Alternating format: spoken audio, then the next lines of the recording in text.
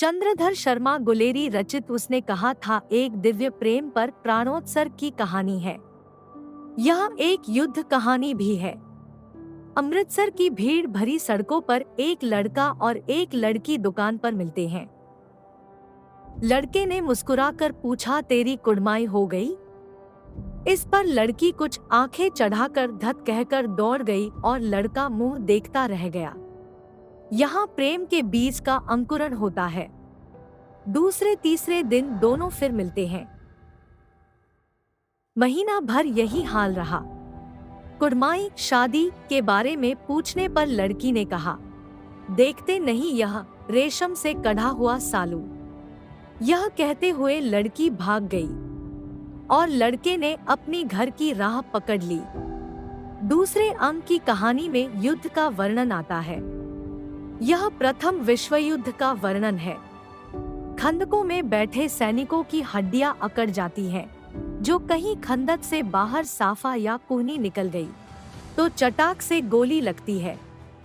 युद्ध के मोर्चे पर लहना सिंह अमृतसर की सड़क पर मिलने वाला लड़का है। 25 वर्ष बाद की बात है। भारतीय सैनिक अंग्रेजों के साथ जर्मनी से लड़ रहे हैं। ठंडक ज्यादा है। हड्डियों में जाड़ा प्रवेश कर रहा है। लहना सिंह को बचपन की याद आती है। कुड़माई हो गई कहने वाली लड़की आज सूबेदारनी है। वह कहनी है, मेरा बेटा बोधा सिंह और मेरे पति हजारा सिंह दोनों लड़ाई पर जा रहे हैं। बचपन में तुमने मुझे एक दुर्घटना में मरने से बचाया था। ठीक इसी तरह मेरे पति और बेटे की रक्षा करना। सूबेदारनी आंचल पसार कर लहना सिंह से यह भिक्षा मांग रही थी। वह अंदर चली गई। लहना सिंह आंसू पोंछता हुआ बाहर आया। तीनों युद्ध के लिए चल देते हैं। ये तीनों अंग्रेजी सेना के सिपाही थे। फ्रांस की भूमि पर जर्मनी के विरुद्ध लड़ने के लिए जाते हैं। वहां भीषण ठंडक पड़ रही थी। वर्षा भी हो रही थी। कीचड़ में पैर धंस जाते थे। लहना सिंह युद्ध में लड़ता है। बोधा सिंह को ठंडक लग रही थी। अंगीठी जलाकर वे ठंडक का सामना करते हैं। लहना सिंह बोधा सिंह के बदले में पहरा दे आता था। बोधा सिंह को लहना सिंह सूखी लकड़ी पर सुलाता था। स्वयं वह कीचड़ में खड़ा रहता था। लहना बुखारग्रस्त बोधा को अपनी जर्सी ओढ़ा देता था। लहना सिंह को लप्टन साहब पर संदेह हो गया। सिख सिगरेट नहीं पीते। साहब के बाल नहीं थे। लप्टन साहब नहीं थे। वजीरा को खंदक में सूचित किया कि एक नकली वेश में जर्मन सिपाही आया है।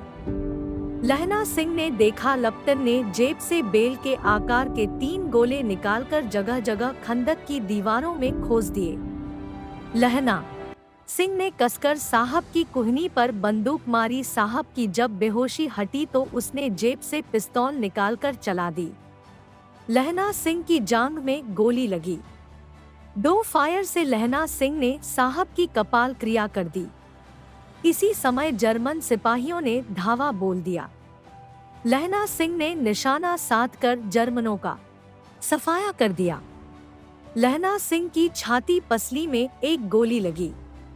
लहना सिंह ने साफा बांधा। वह नहीं होता तो हजारा सिंह, बोधा सिंह सभी मारे गए होते। 2 गाड़ियां घायलों को लेने आ पहुंची। सूबेदार हजारा सिंह स्वयं घायल थे, पर वह लहना सिंह को छोड़कर नहीं जा रहे। घाव मामूली है। तुम्हें बोधा की कसम है कि इस गाड़ी में चले जाओ। उसने गाड़ी पर दोनों पिता पुत्र को चढ़ाया और कहा कि सूबेदारनी को चिट्ठी लिखोगे तो यह लिख देना कि जो उसने कहा था मैंने कर दिया। गाड़ी चली गई तो लहना लेट गया। उसकी कमर खून से लथपथ थी। उसने कहा, वजीरा पानी पिला दे। बचपन की सारी स्मृतियां साफ होकर आईं। लहना सिंह के घाव से लगातार तेजी से खून बह रहा था और खून चल रहा था। सूबेदारनी कह रही थी। लहना सिंह कहता जा रहा था, वजीरा पानी पिला दे। उसने कहा था। इस प्रकार कुछ देर बाद लहना सिंह की मृत्यु हो गई। उसने कहा था, कहानी फ्लैशबैक तकनीक में कही गई कहानी है। यह एक उत्कृष्ट कहानी है। इसमें पक्के यथार्थवाद के बीच सुरुचि की चरम मर्यादा के भीतर भावुकता का चरम उत्कर्ष अत्यंत निपुणता के साथ संपुटित है। इसमें प्रेम का स्वर्णिम रूप झांकता नजर आता है। गुलेरीजी की यह कहानी उदात्त वीरता, उदात्त त्याग और उदात्त प्रेम की अनोखी कहानी है।